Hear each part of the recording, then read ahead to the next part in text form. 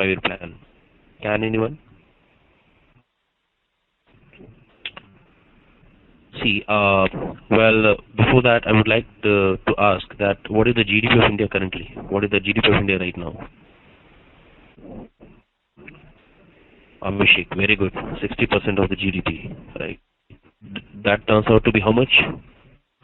So Parish, you are saying that GDP is 4.5. Okay, 160 trillion. Now, Parish, it is 4.5 what? Liter, meter, kilometer, kilogram, what is it? You didn't mention anything. Okay, Abhishek is saying that 100 trillion. Okay. So, and basically Abhishek said that it's 160 trillion. Now, Parish, the thing is that you did not mention the unit. It is in what? It should be in percentage or rupees, or it should be in terms of, kilometer, meter, what should be the GDP? How do we measure it? So please always remember that GDP is never in percentage. Whatever is in the percentage, it is a GDP growth rate, not the GDP. GDP is always calculated in terms of rupees or dollars. Now, Abhishek, you mentioned that $160 and $100 trillion. Even if you count the world GDP, the world GDP collectively is not even around $160 trillion. The large economy of the world is United States, and the GDP of United States is around 16 to 17 trillion dollars. If you if you accumulate or if you add the world's GDP, the GDP of each and every country in this world, you'll find that their GDP will not cross 35 trillion figure. So absolutely 160 trillion or 100 trillion is very bigger. Vague in the sense it's absolutely wrong figure. Now, as far as we are talking about India's GDP is not $160 trillion. It's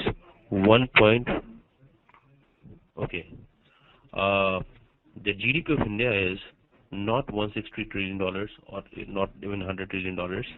The GDP of India is $1.7 trillion. Right? It's $1.7 trillion. And if we talk about the GDP of United States, the GDP of US is $17 trillion, 10 times as large as that of India.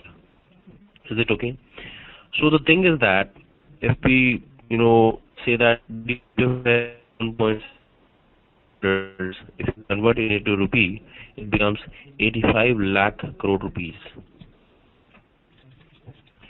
My voice is clear or not? Are you able to hear me? Tanmay? Now is it clear? Yeah, Abhishek, Tanmay? Yes, okay. So what I'm saying that if you convert the GDP, that the GDP for India, which is $1.7 trillion in rupees, it comes out to be 85 lakh crore rupees. Now the most important feature of the 12th five-year plan is that we have proposed an infrastructure investment of $1 trillion, which is more than the 60% of our GDP, just on the infrastructure, right? That is the most important agenda of 12th five-year plan, right? That clearly means that from 2000 to 2017, means between these 5 years, we are going to develop an infrastructure whose worth would be around $1 trillion, or simply if I happen to say it in rupees, it would be around 50 lakh crore rupees. Now, when we are talking about the budget of this particular, which was announced on 28th of February, 2013, you can clearly see in the budget, if you go through the document, you will see that the focus of the budget was on reviving the growth, right? Controlling the inflation, controlling the fiscal deficit, the current account deficit, and one of the most key important features was it focused on increasing the investment and the savings as well. Now, if somebody asks me that what was the most important feature of this particular budget, 2013 budget, everything was, because budget is a very sector specific thing, there will be separate budget for agriculture as well, for industry as well, for textile as well, for urban development, rural development, various sectors has to be covered in the budget. But the most important boost was given to the infrastructure in this budget. How? That we will discuss. Now, coming back to the 12th five-year plan, now since we have basically proposed an investment of $1 trillion, right, which is around 50 lakh crore rupees, that in the coming 5 years from 2012 to 2017, so it becomes inevitable for us to focus on the funding of the infrastructure. Now, why we are investing so much, or we are proposing so much of investment on the infrastructure? The reason is simple. See, look at that this way, that no country in this world can develop without the development of its infrastructure. Is it okay? Now the thing is that, for example, and you know, the infrastructure is everywhere. It is in every sector. It is every department. If I just talk about the educational services, what do you get in a school or college or any basically institute? You get educational service. The teacher comes and teaches. But the thing is, if you don't have the infrastructure, means if you don't have that school, or if you don't have that college, or if you don't have that physical infrastructure of the coaching institute, do you really think that service can take place over there? No, definitely it cannot. In the same way, if I say that, you know, medical services which we talked about, you go to the doctor, he performs a CT, or he diagnoses you. But the most important thing is that in order to get that medical services, you need to have an infrastructure for that. You need to have hospitals, you need to have clinics. Is it okay? So the thing is that, you know, the services, I mean, they are definitely cannot be insulated from the infrastructure. Into the manufacturing. Infrastructure is everywhere, and this is the reason, since we have an intention of developing India, and I mean achieving the growth figure of 9%, it becomes inevitable, mandatory to spend heavily on the investment on the infrastructure part. And that is one of the important reasons why we propose to spend much of money on the infrastructure. You can just imagine that now we are having just Delhi Metro only. Okay, now in 14 new cities of India, the metro has been proposed. For example, if I tell you that Jaipur Metro has already started, Kochi Metro has also started, Bangalore Metro, Mumbai Metro has also started. Now the proposed sites for metro works are Chandigarh Metro, Ahmedabad Metro, Pune Metro, right? After that, Chennai Metro, Hyderabad Metro, Sikandrabad Metro, Nagpur Metro, Lucknow Metro, Bhopal Metro. All these cities are going to be covered with this metro project. Can you imagine that how much money we will require for this? Because recently Delhi Metro, if I talk about Delhi Metro is in its third phase. The third phase of the Delhi Metro has started, and the fund allocated for the third phase was around 5,500 crores. Now Delhi Metro is going to expand. So in just one city you are requiring so much of money. Can you imagine that how much of money we require for the infrastructure development? Now the thing is that you say that metro services we talked about. Metro service can only take place when there is a suitable infrastructure for the metro. If there are no flyovers, if there is no railway track, if there is no electricity, what will you do of metro services? Can the metro services take place anytime? No. So not only this, we are going to build 14 metro stations in 14 new cities. We are going to build more than 100 international standard railway stations. We are going to build 17 to 18 international world-class airports. If you go to the Hyderabad airport, if you go to Hyderabad airport, you'll forget IGI, Indira Gandhi International Airport, because it's such a beautiful airport. It's in Asia, it is amongst top 5, right, in the world-class list, or in the Asia class list. So Bangalore Metro, it is also one of the world-class metros. Likewise, we are going to build Bangalore Airport. It's also a world-class airport. In the same way, we are going to build 17 to 18 new world-class airports. Is that okay? So metro stations, metro in 14 new cities, airports, more than 100 railway stations. More so, if you talk about the national highways, I mean, many of you have been to, from Delhi to Chandigarh or from Delhi to Calcutta by road. If you look at the road is a 4-lane road. Now it is expanded and it will become 6-lane very soon. I mean, the work is still going on. In the next phase of National Highway Authority of India, the road is going to be 8-lane. The proposed investment is that in the days to come, all the states which are having 2-lane state highways, they have to be converted into 4-lane state highways. Right? So lakhs of kilometers of road we have to build, right? We have to build all our national highways. railway stations, metro stations, and metro projects. We have to build so many I would say this power grids in terms of power sector, and more so we have to develop so many new ports which would enable us for a good export and import. So all this huge structural investment, and that is the reason in the 12th five-year plan we have proposed for $1 trillion investment just on the infrastructure, which is around more than 60% of our GDP, or around 60% of our GDP. Now, the current scenario is that, as far as the budget is concerned, because of the global financial crisis, the infrastructure firms, they are not able to generate enough of money to spend on infrastructure. Is it okay? Now the thing is that we really need money because there is an acute liquidity crunch in the market as well. So this particular budget, it focused heavily on the expansion of infrastructure and the manufacturing firms.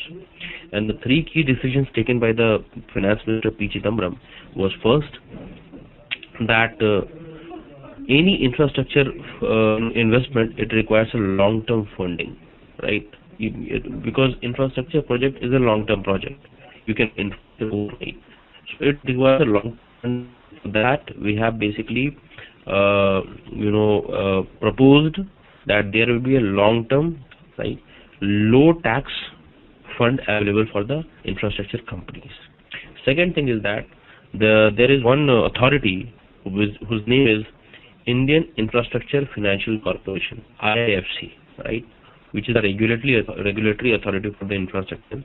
So IIFC, P. Chidambaram asked the IIFC that please basically enable the enhancement of funds for the infrastructure companies by letting them have access to the bond market. Because once they enter the bond market, they will be able to further raise money. And the third part is that basically whatever the fundings the company will be taking, the fundings will be it will be the relaxation would be given in terms of the taxation and the interest part and all.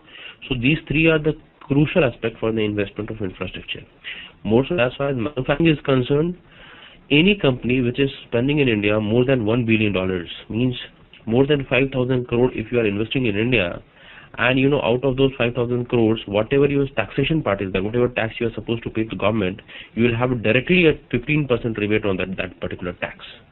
For example, if you generate an income of 5,000 crores, suppose you generate an income of 1,000 crores after spending 5,000 crore rupees, out of that 1,000 crore, 30% for the local company goes to the government as the corporate tax, and 40% goes to the government as the corporate tax if you are a foreign company. Now suppose if you are an Indian company, out of that 1,000 crore, 30% means 300 crore you are paying the tax to the government of India. You will be getting a direct rebate of 15%, means 55 discount on the this particular on the manufacturing sector. So this is a big boost because this will encourage the people to spend heavily on the manufacturing side and all. So as far as the infrastructure, one more important point to remember, that this 15% allowances, right, is in addition to the depreciation value of the asset of the companies, right? Because if company, the value of the assets depreciates over a period of time, and which is actually from the tax. So this will be added really to the companies or to the players who are actually investing in the manufacturing side. So if I have to I would like to say that when Finance Minister was presenting the budget,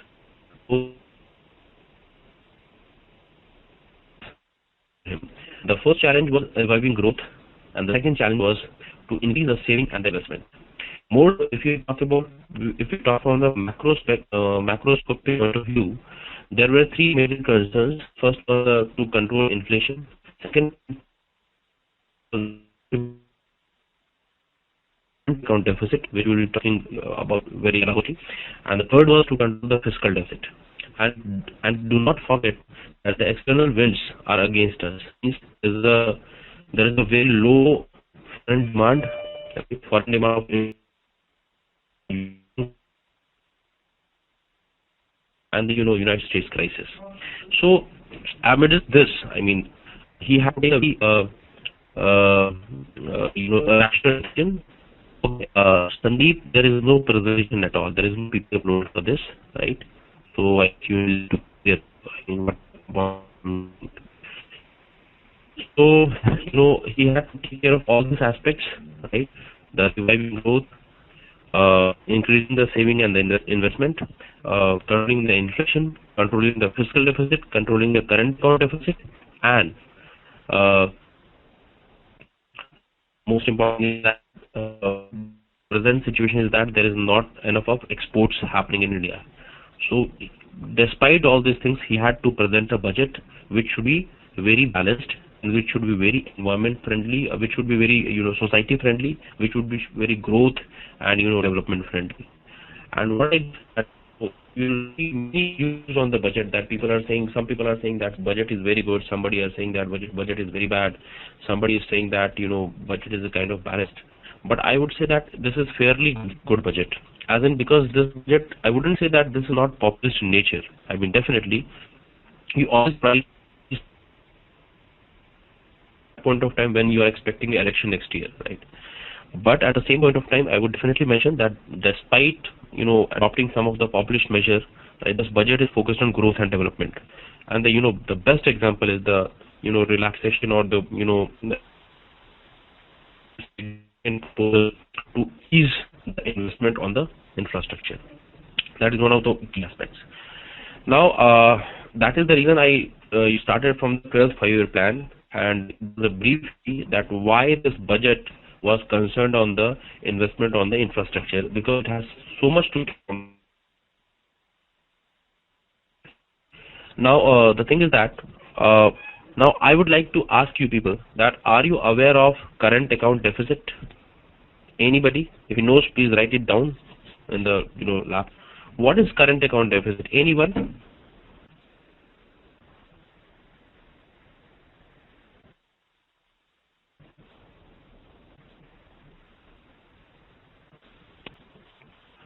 No, I am asking that what do you mean by current account deficit? It's 5.2% of the GDP. Okay, that's I know. What is current account deficit?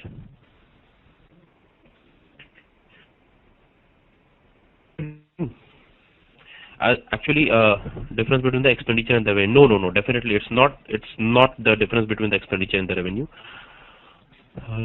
Tanmay, you mentioned very correctly that current account deficit is currently 5.2% of the GDP. It is the difference between the expenditure and revenue that is called fiscal deficit. That is not the current account deficit. Okay, Tanmay, it is like the difference between export and import. Please remember that difference between the export and import is called trade deficit. It's not the current account deficit. Because current account deficit, it includes the trade deficit as well as it includes the foreign borrowing. Means I would say foreign donations, foreign aid. All these things are also included in the current account deficit. So as you mentioned that the difference between the export and import, it is actually trade deficit. And trade deficit hugely, it basically contributes to the current account deficit. Now, as Tanmay mentioned that current account deficit is 5.2% of the GDP. So tell me, is it good or bad? 5.2% on that, or it should be less than that? What do you think about it? Current account deficit. I mean, currently the current account deficit is okay, fine for India, or it's a bothering affair? Anyone?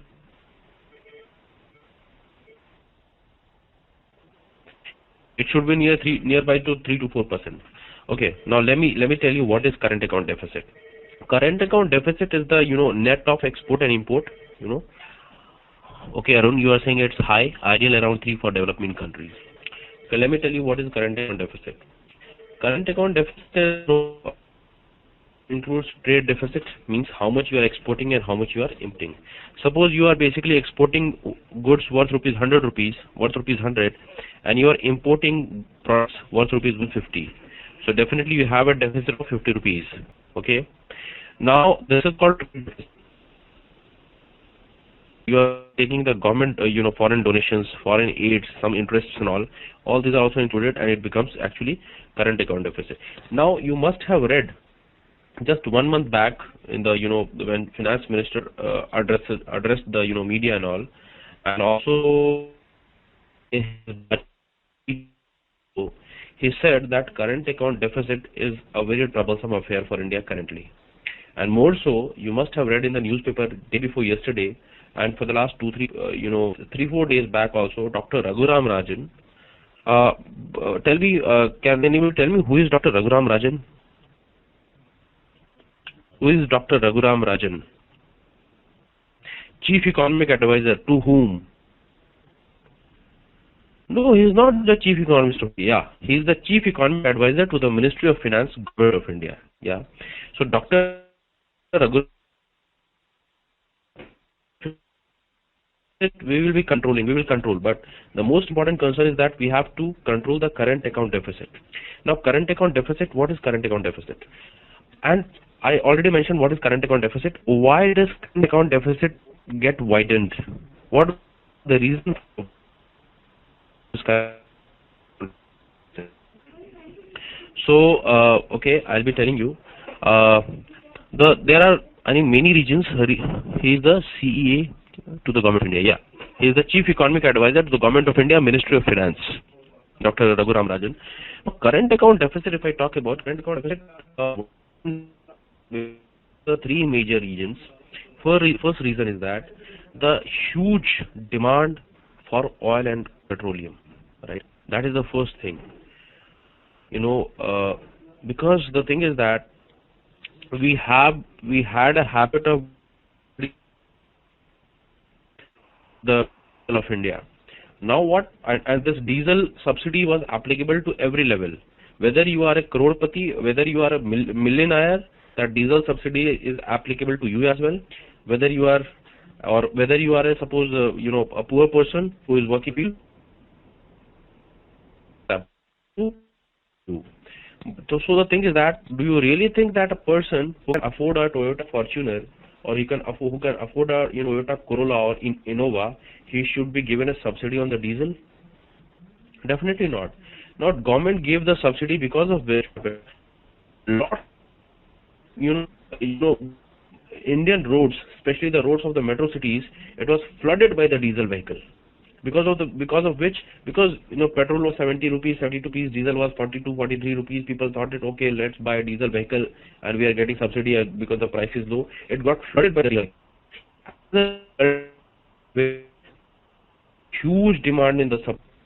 People started, because more number of vehicles was there, and also all the commercial vehicles, they need diesel, so there was a huge demand for the crude oil. And now, since when you are basically buying petrol or oil from outside, for example, if you are buying oil from Saudi Arabia or Iran or Qatar, Oman, Venezuela, all these oil exporting countries, what do? You pay for oil in terms of rupees, or you pay for oil in terms of dollars. Obviously, you will be paying in terms of dollars or euros, because your Indian rupee not.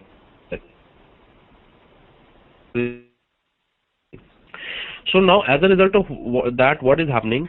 The forex reserves of India is getting depleted, because that much of dollars is going outside of India. Now tomorrow, suppose if you have to buy some other products, for example pulses, or if you want some data euros, and you are having less dollars because there is a huge demand in terms of oil, for oil and all. So that is actually creating a lot of pressure on the current account deficit. More so, somebody rightly mentioned, Arun mentioned, that high gold imports. Yeah, there are two reasons for this gold import. First is the cultural reason. Cultural reason is that we have a I would say we have a ritual, or we have a habit of using too much of gold in the wedding ceremonies in India. Especially if you go to South India, you used to pay at least 4 kg, 5 kg of gold in dowry and all, right? And people are very fond of gold as well, wearing gold as well. You go to Karnataka, you go to Kerala, you go to Andhra, you will see the women, wearing heavy, gold jewelries and all those things. And also that of or any guardian would like to give her his or her daughter too much of gold as far as the jewelry is concerned. Now this is something which is a cultural reason. Now this has become a ritual in India, because this is the, I would say this is the culture in India to give. India is not a producer of gold. So from where you will get the gold? Definitely you will be importing it from outside. And when the demand for gold is increasing and you are importing it from outside, you need to pay in terms of dollars only. Again, dollar is going out of your country, right? And the second thing about the gold is that what people do, for example, let's take an example.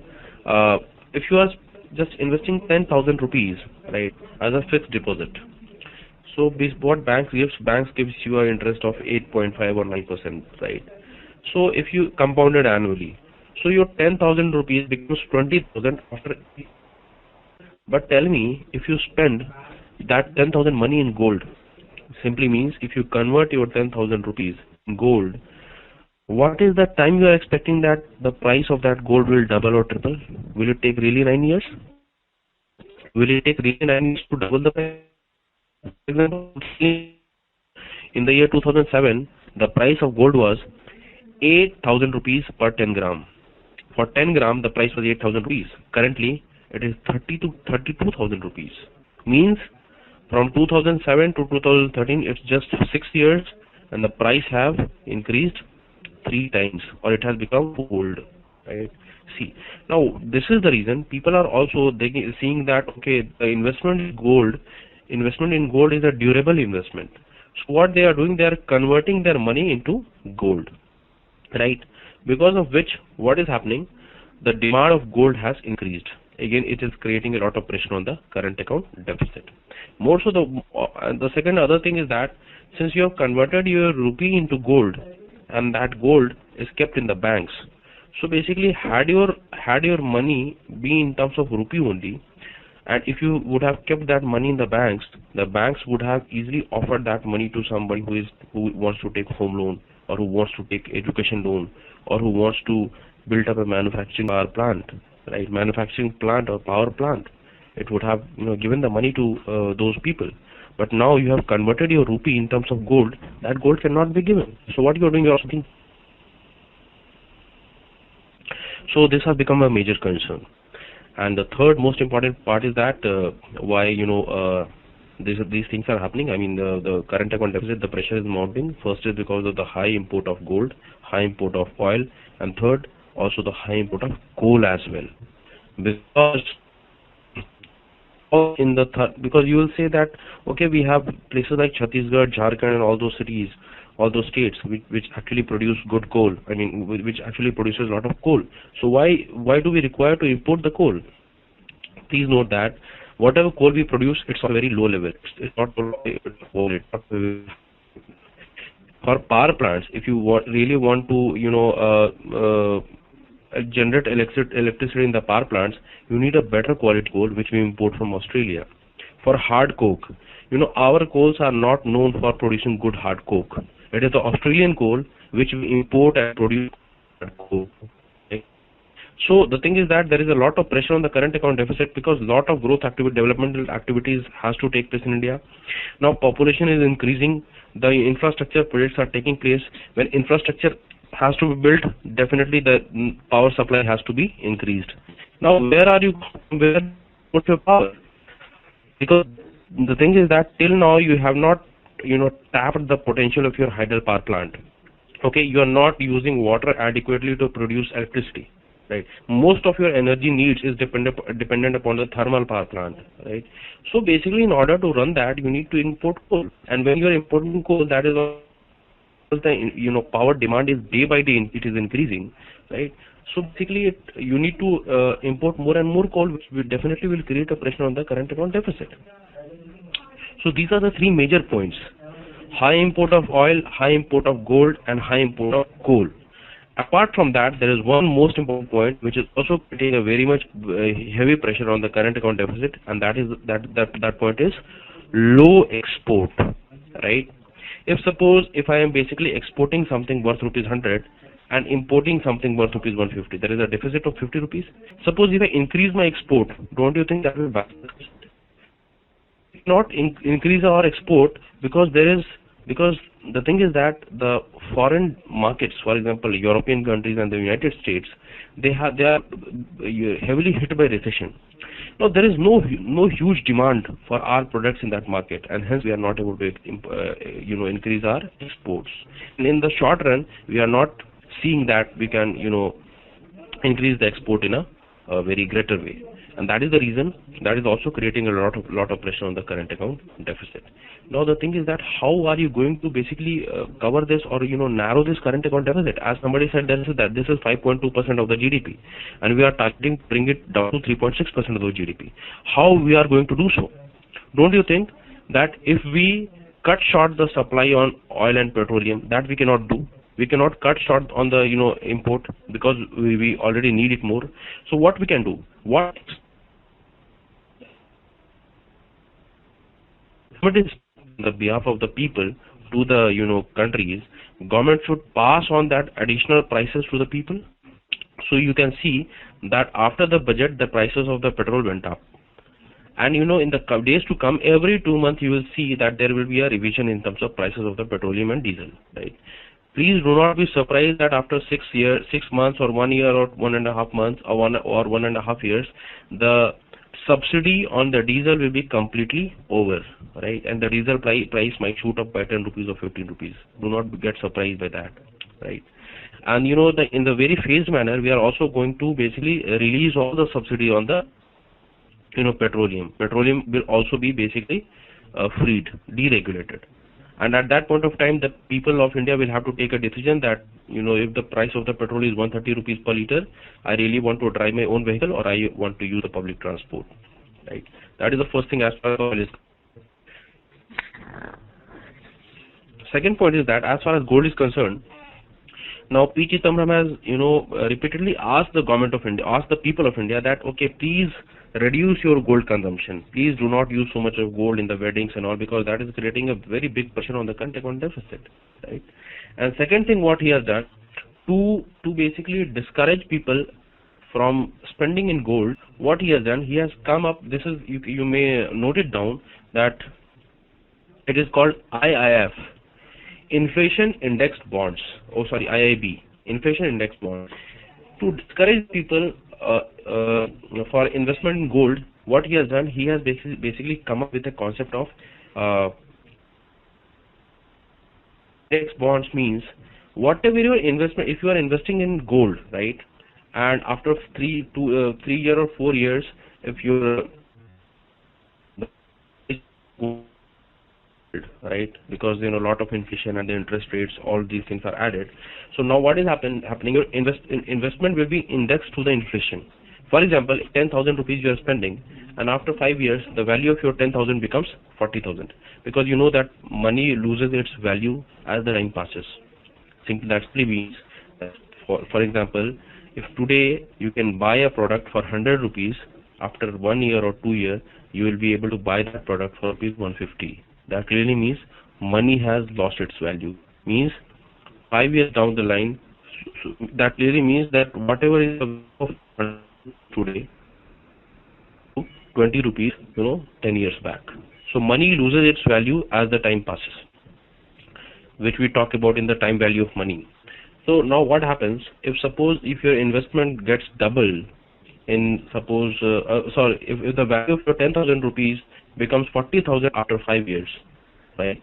As per the inflation is concerned, not the bank interest is concerned. I am talking about the inflation, right?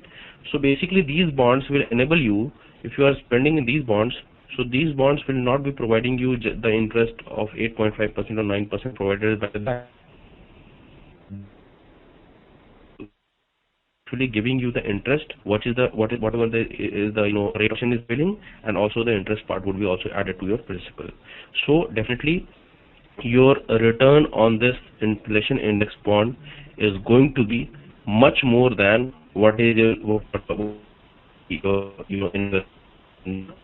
your fixed deposits. So he has come up with a very wonderful concept, international inflation index bonds, and let's see how it goes, right? So to reduce the demand of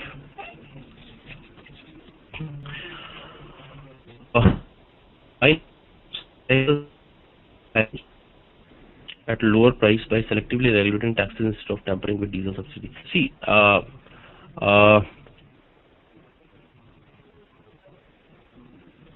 look, when you are talking about regulating the taxes,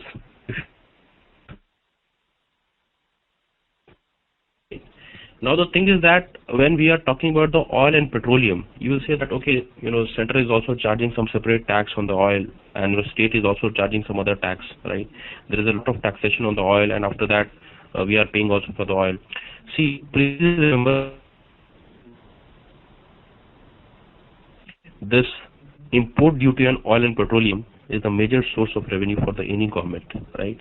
Government cannot, afford to correct the taxes on the diesel and the petrol, because it is very well known that those people, the petrol or diesel, who actually are average or above average income group. Now, what is happening if we are talking about diesel subsidy? There is a proposal that diesel subsidy will be completely removed, and it will be given to basically as in, for example, suppose if you have a Toyota Fortuner or if you have a sedan, right?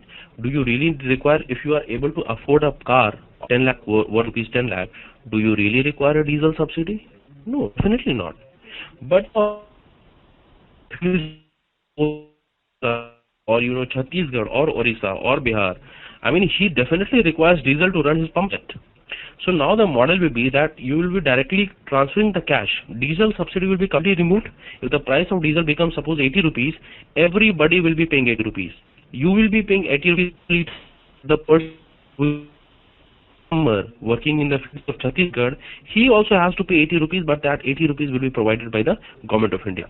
Now the challenge in front of the government of India is to identify those kind of people who are below poverty line and who cannot pay for that. Till now what was happening? Till now it was happening that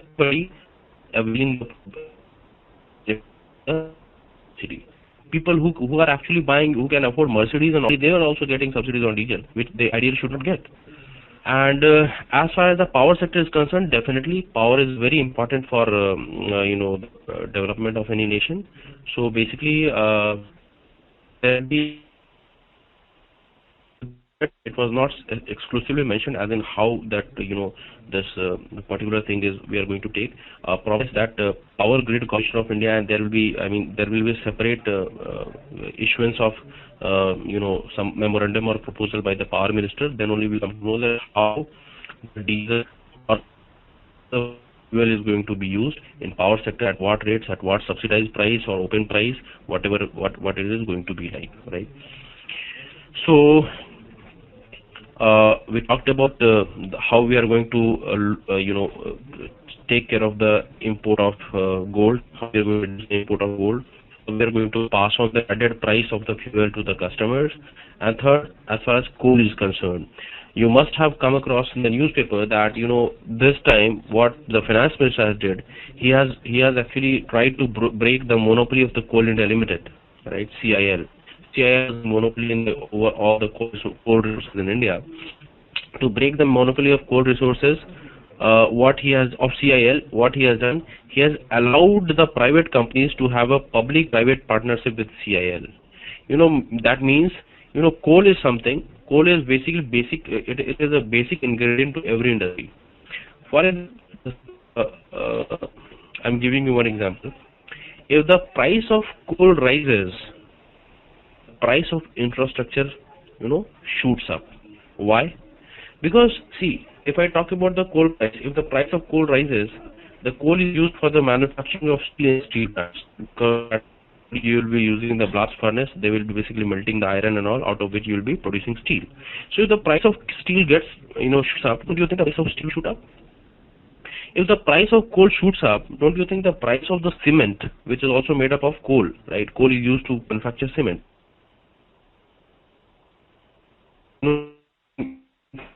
The price of cement will also shoot up. Now, if the price of coal increases, the price of steel and the price of cement, the price of bricks are basically, they are, I would say that coal is used to basically manufacture bricks. the price of steel, of, I would say, cement, all these will shoot up, and all these things are used in the manufacturing of, or in the, basically, I would say, creation of infrastructure. Don't you think by default, if the price of coal increases, the price of the infrastructure will increase definitely? A flat which would be costing rupees 30 lakh rupees today, if the price of coal increases, the price is going to increase by 5 lakh or 10 lakh rupees. So this has a direct impact. You know, you won't believe that infrastructure is something on which actually direct 300 other sectors of India depend upon it. If you are not able to develop infrastructure, there will be no demand for steel, because the steel is used in the iron, pillars and all. There will be no demand for cement. There will be no demand for, bricks. There will be no demand for carpentry related work. I mean, various small things which are used in infrastructure, that you will see that all these sectors are directly dependent upon the infrastructure. And that is the reason, if you are able to develop your infrastructure, you are able to create jobs in all these 300 sectors. That is the beauty of this.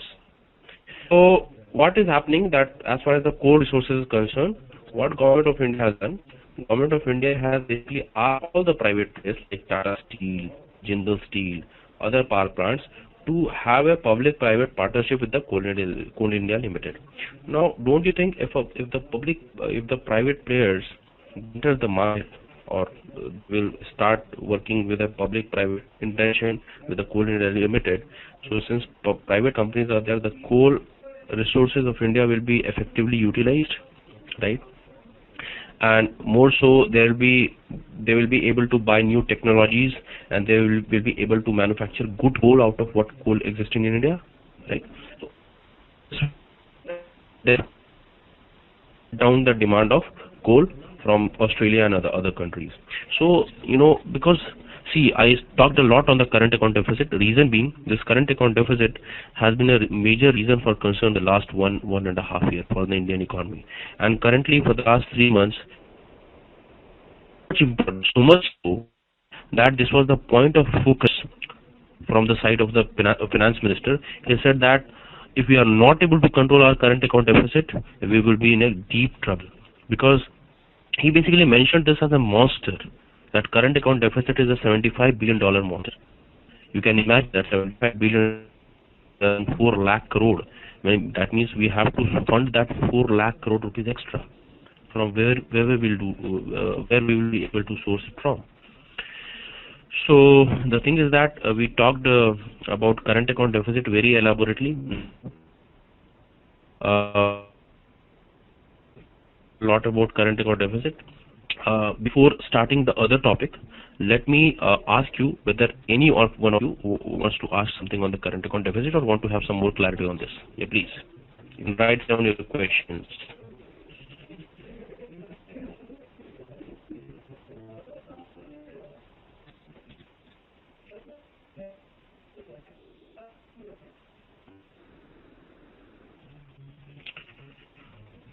So, no one?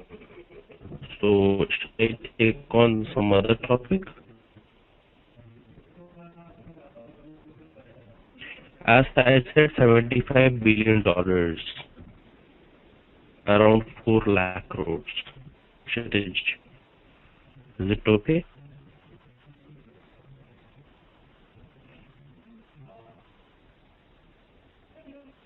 Okay. Anybody, or shall I move ahead with some other topic?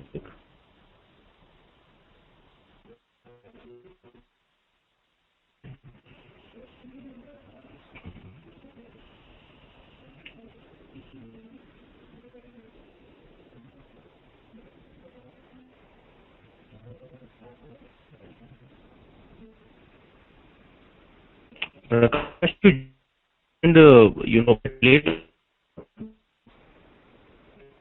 because last 30 discussing. Yeah, we'll be covering fiscal deficit too. Okay, Salman. Okay, first somebody asked me that Abhishek asked me, major sectors of export around the world. Okay. Uh,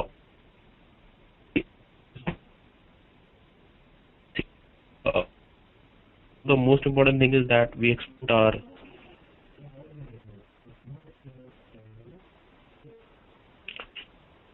see will subsidy be removed and let me take the first question first export.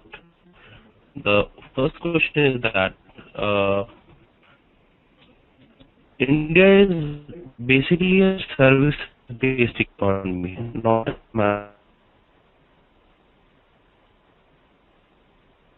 so major sectors of export are that we sell a lot of services. If we talk about services, the primary is the IT services, right? That we export a lot, right? Apart from that, we do export like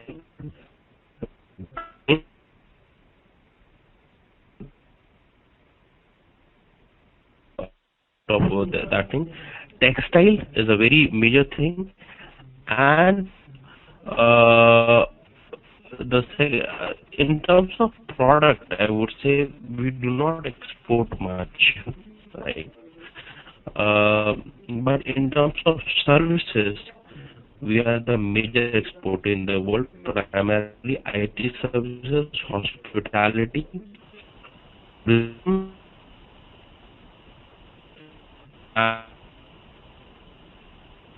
and also I would say that a bit of textile, a bit of I would say like crops and all, and one more thing is that it is also very country specific. I mean region specific. Everyone. One thing is that we have started also exporting our financial services as well, right? Now, as steps to control high current account deficit, Prakash, you asked that again. I repeat. The first thing is that cut down or basically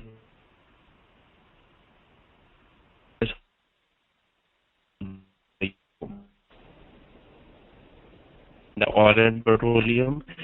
Second is that to reduce the consumption of gold by educating the people that do not spend so much of, do not have that kind of luxurious weddings and all, right? Third thing is that to reduce the consumption of gold again, by we have introduced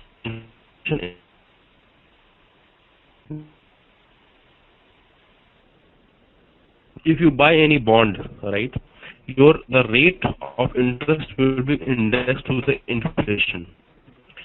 The rate of interest, if you buy a bond of the government, it will give you basically interest of 6% or 7%. But no, basically the thing is that whatever is the inflation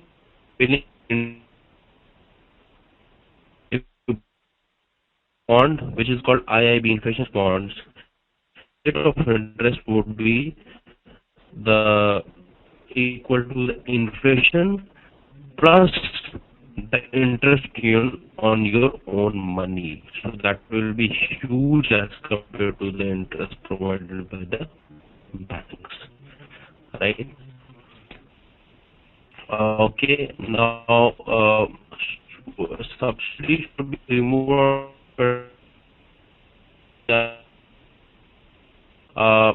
See, petrol is something which is used by the I would say the middle class people or the people who are above middle class. As far as when we talk about diesel or kerosene, it is used by the diesel people use who are rich or who are average or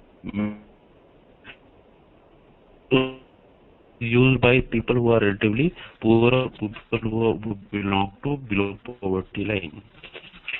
So as far as petrol is concerned, petrol only those people can afford who actually have good money. So subsidy should be removed on. I mean, government is willing to remove subsidy on petrol, but it should not be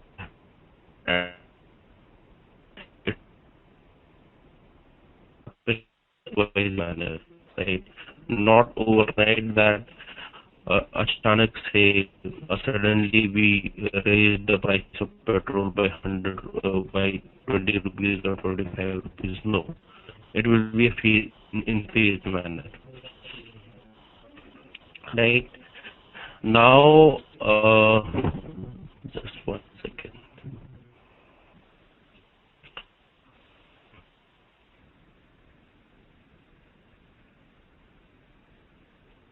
There are various sectors of export. Sriram, very good. Thanks for adding this.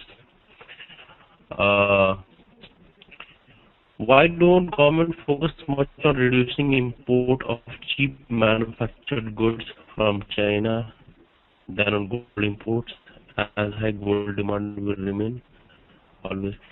See, if you are asking that why don't government focus on reducing imports of cheap manufactured goods? Now the thing is that, for example, I am giving you one classic example: set-top box. You know what is a set-top box? Now, all the set-top boxes which we import in India, most is exported by or sold to India by China and Taiwan. Now, what happens? The government has raised the import duty on set-top boxes from 5% to 10%. Now you're saying that why don't we stop the import of all these cheap manufacturing goods? So don't you think that do you have the I would say the expertise or the experience or the competence to produce the same amount of goods or the same quality of goods at a relatively low price which is being produced in China or Taiwan? Don't you think the cost of raw material, the cost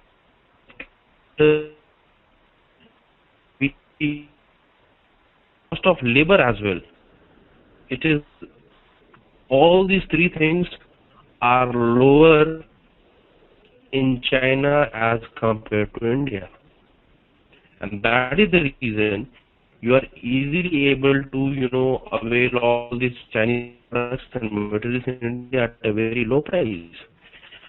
If you basically, in order more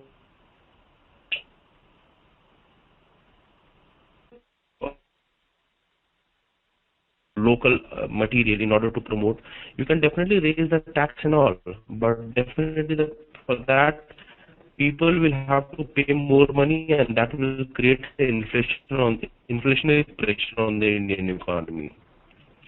For example, if you stop bringing the set-top box from China, and if you are going for indigenous, manufacturing, don't you think that will be more in India as compared to what that is in China? And if we are going to invest more money on buying the set of boxes that will create inflationary pressure on the economy.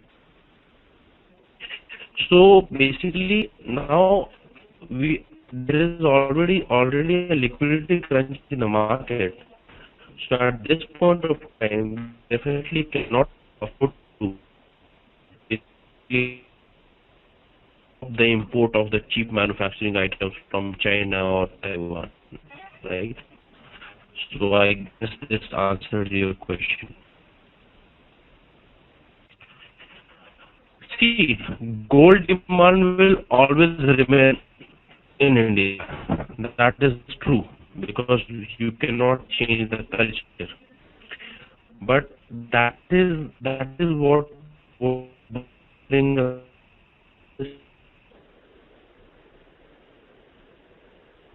it has become a norm in the weddings in India to give their daughters too much of gold, right? Don't you think if you change this particular trend, so the demand of if the demand for gold decreases or reduces, that would definitely ease the pressure on the current account deficit. Otherwise, what you are doing, the parents and the guardians want to give their daughter gold. For that, there is a huge demand of gold. You have to, the government has to import the gold. And ultimately, what is happening? You are paying for the gold from your forex reserve. You are paying in terms of dollars, right? So, so that is the problem, right? So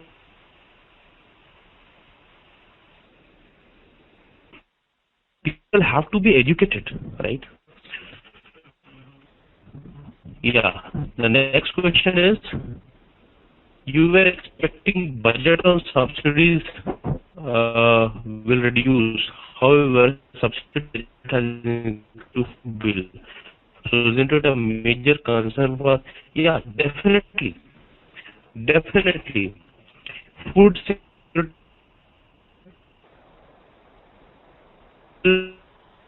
uh, add on to create a pressure on the subsidy side, but uh, see, the thing is that first of all, as food security is concerned, uh, despite you know despite going through the pressure on the Indian economy from the subsidy point of view, we will have to take this particular thing because we will have to take this pain. Reason being that since India is I would say it's a democratic form of government. So constitutionally also, and legally also, and morally also, from all the three point of view, the government is the caretaker of the people of India, right? Now, what we do, if if any government or any country is not able to provide the basic thing, the food, the housing, and the job, right? That government is useless. I mean, as far if I am giving you the reference of the Australian Constitution, the United Kingdom Constitution, and the New Zealand Constitution, because if government is not able to give this basic thing to the citizen of his or her own country, so that government ideally should not exist. This is the of any government to exist. Now the thing is that uh, as far as the food security bill is concerned, it will create a lot of subsidy related pressure on the economy, but that is inevitable. Also, from politics point of view, I would say that next year the general elections are approaching. So the thing is that the I would say motive of the would be to pass the bill in this current session only, or at max in the monsoon session only, because that will also lead to the populist approach. Okay? But as far as from the country's development point of view is concerned, this food security bill is very important for the people who are actually below poverty. Let me tell you that initially we thought that 32% of our population is below the poverty line, but it was Dr. Suresh Tendulkar committee. He is a very renowned professor from Delhi University. Recently he passed away. He actually decided what is poverty line, and he said no, not 32%. Almost 55% of the population of India is below poverty line. And by the virtue of being a government, it is the duty of the government to provide at least food security, basic food security. Even if you're not able to give them jobs, even if you're not able to give them the basic infrastructure where they can live, the first thing, the first step which should be taken by the government is to give them the basic food security. And that is very inevitable. That is very correct, morally, politically, or ethically, whatever you say. Uh,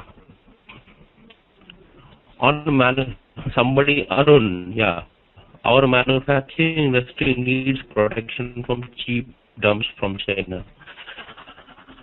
Arun, you are very right in saying so, that our manufacturing industry needs protection from cheap dumps from China. But the thing is that in a short run, it will be very difficult for us to. Now, taking I'm just citing one example of the set of boxes. See, now since all the metro cities are getting digital, have the boxes from where we are actually importing our set of boxes from China, and that too at a very cheap rate. Now we have increased the import duty on that. That means the set-top boxes of China will get a bit more expensive. Now this is a big boost to the Indian electronics industry, because the chairman of the semiconductor device industry and all, he said that we are increasing the import duty. Definitely that is going to benefit the local industries, because the cost capital, the labor, right, and the raw material is huge high in India, because of which we are not able to compete with the Chinese product in the Indian market. With the price, because of the increase in the import duty, definitely the Indian product will be able to compete in the Indian market, right? Because quality-wise we are not poor, right? So the only problem was that we were not able to compete as far as the rupee or the price of that commodity is concerned, right? So definitely dumping is an issue. Once our cost of capital, our technology, our labor, and our raw material cost goes down, economy of scale is reached in India, we will definitely be able to give a challenge to the Chinese market. But that will take a lot of time, right?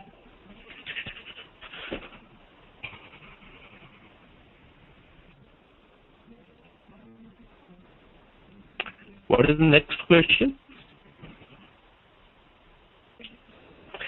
What is the status of import of gas from Iran? Oh, it has not yet started because the major problem is Pakistan, right? Indian-Iran gas pipeline, right? So, see, as far as gas is concerned, we are also going to explore on the shale gas because as when I talk about the United States 10 years back it was very much dependent upon the oil import. It was doing so much of notorious activities in Iraq, Iran, Qatar, Saudi, and all those things, Kuwait and all, because of the just in order to intrude or basically intrude on or encroach on the oil resources of those countries. It was very much dependent upon the oil and petroleum exports. Now, what United States has done, United States has, spent a huge amount of money on the exploration of the West, and that is exactly what we need to do. We have also encouraged the companies, especially the power companies and the companies, oil exploring companies, to basically heavily invest on the shale gas. Right? Once we are able to basically tap the potential of our shale gas, right? First thing will happen that we will be energy sufficient, right? And second thing is that there will be a very low reduction in the there will be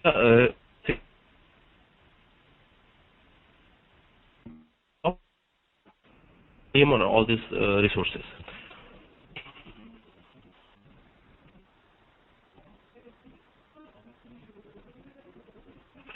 Laptop, refrigerator are also imported from China, but currently we do not have much substitute for that, right?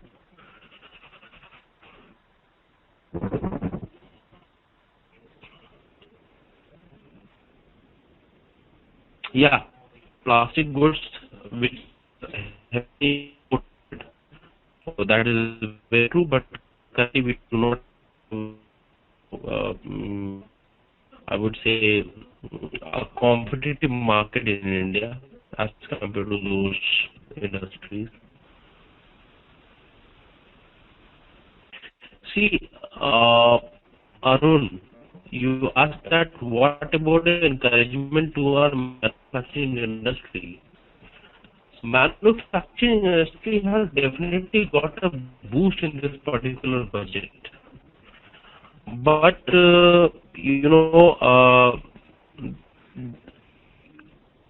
what you do if you start focusing on your manufacturing industry, right, and just forgetting or ignoring the demands of the people at current time, don't you think that will be a significant hit to the GDP? Right? Because at this point of time, we will have to balance both the things. We will have to boost the local manufacturing as well, and at the same time, whatever the needy industries are there, we will have to cater to their demands as well. Otherwise, the GDP will further go down. So we cannot afford to cut down on the imports. That is for sure.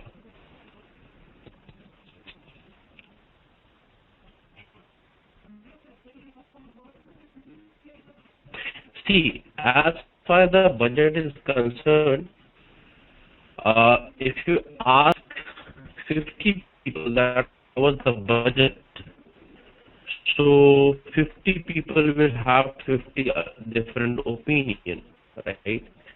Because a restaurant owner will increase, a restaurant owner will never be happy. He will say that budget was not good. But at the same time, if you ask a person who is going to buy a flat for the first time, he will be definitely happy because there is a 1 lakh tax 1 lakh tax reduction in that particular thing, right? If you talk about the mobile industry, any mobile phone whose price is more than rupees 2000, the excise duty has been raised from 1% to 6%. So he definitely will not be happy because ultimately the price has to be transferred onto the customers. But to the infrastructure sector or infrastructure companies, they will be very happy because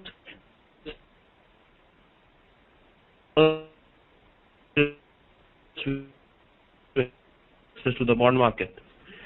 So different people have different opinion, and nobody will, the finance minister cannot keep each and every person happy because the sector specific, they belong to different sectors, and in order to balance your revenue, you need to come from the certain sectors. If you, for example, if you're charging on the super rich people, the people whose income is more than 1 crore, if you have added a 10% surcharge on their income, I mean, definitely some people will be like Ajim Premji and money will be happy because that is of national interest, right? That is of national interest. Rich people will not be happy with this particular decision. So you cannot keep everybody happy. That is for sure. No leader or no finance minister can keep each and every sector happy because ultimately you are spending. The second truth is that you have to generate revenue as well. By increasing the import duty, by increasing the excise tax, by increasing the on the super rich, by increasing the tax TDS tax reduction acts on the property more than whose worth is more than 50 lakh rupees. So that is for sure that you cannot keep everybody happy, and always there will be an answer that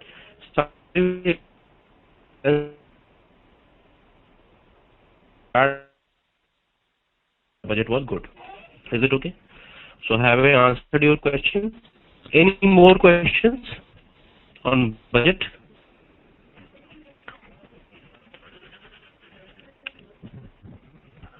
Any more questions? Okay. So now for the first part we talked about economics. Now second thing I would like to discuss polity, right? Polity. So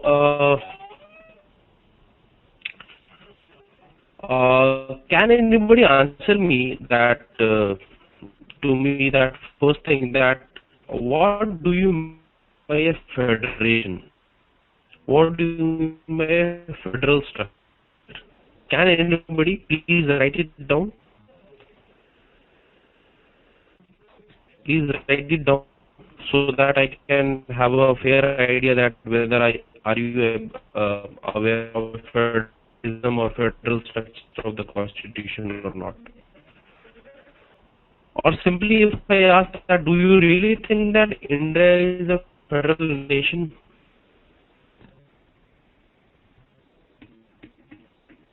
Is anyone? 32 participants are there. Yes. Parish, you are saying that India is a federal country. Okay, fine. On what basis you are saying so? And what do you mean by federalism or federal structure?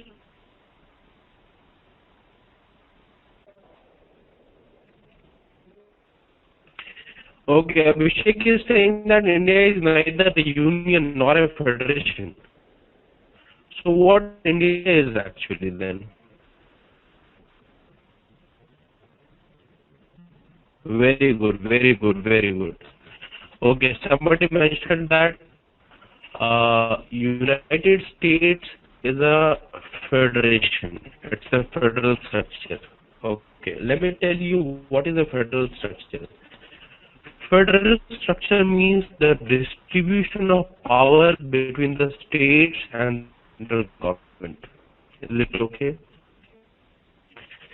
United States is the only country in this world which is the perfect federal state. Means the power is equally divided between the states and the central government. Is it okay? So you can see that there is a dual citizenship in United States. You might be a citizen of Florida, but you cannot be a citizen of Arizona. What happens? There is just one nationality, one citizenship. Is it okay?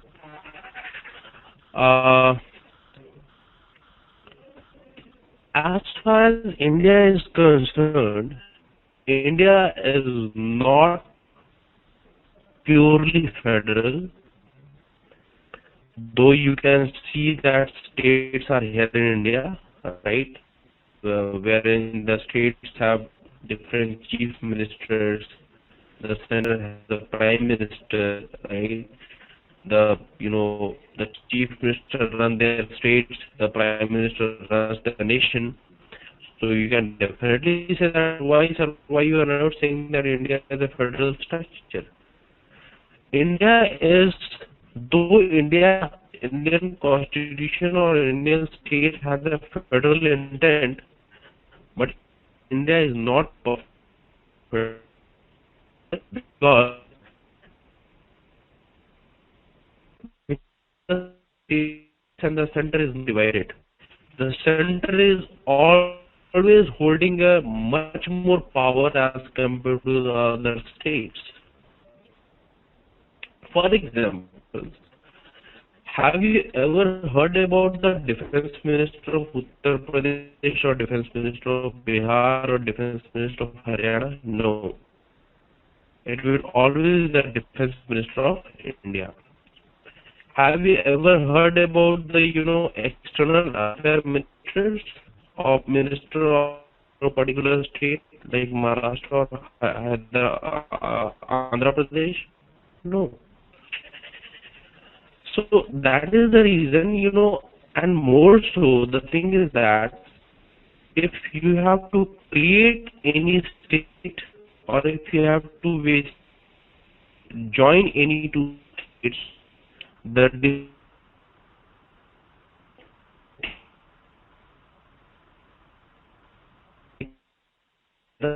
parliament and not by the state legislative assemblies. And that is the thing, because you will see that in many of the cases, the central government has the overriding power. For classic example, if I am giving you, all the taxes, except the sales tax and the entertainment tax is levied by the central government or the state government? By the central government, definitely. Income tax, custom excise, so GST and all these things. GST has come into effect right now, but all the major taxation is collected by the government of India, and then that is distributed to the states. Ideally, the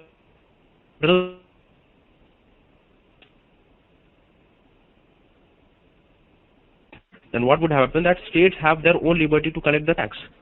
Is it okay? One more example I am giving you, that example, IAS and IPS officers, civil services, right? These IAS and IPS officers are recruited by UPSC, Union Public Service Commission, right? And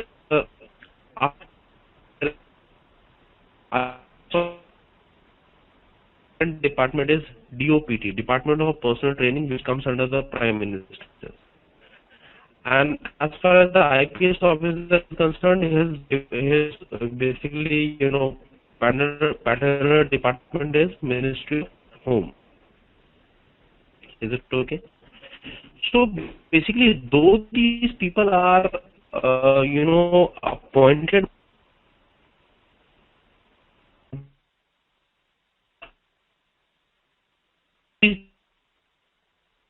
by the government of India, but these people work for what?